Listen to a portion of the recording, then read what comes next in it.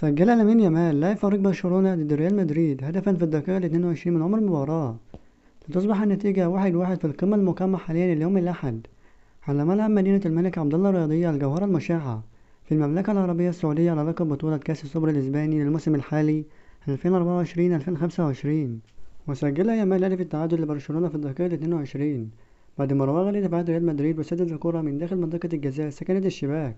وكان ريال مدريد ابتدأ التسجيل مبكرا في الدقيقة الخامسة عن طريق كيليان مبابي بعد تسديدة قوية من داخل منطقة الجزاء. ويخوض عمالقة إسبانيا نهائي السوبر بعد تأهل ريال مدريد على حساب ريال مايوركا بثلاثية نظيفة، بينما صعد برشلونة على الفوز على أتلتيكو بلباو هدفين دون رد.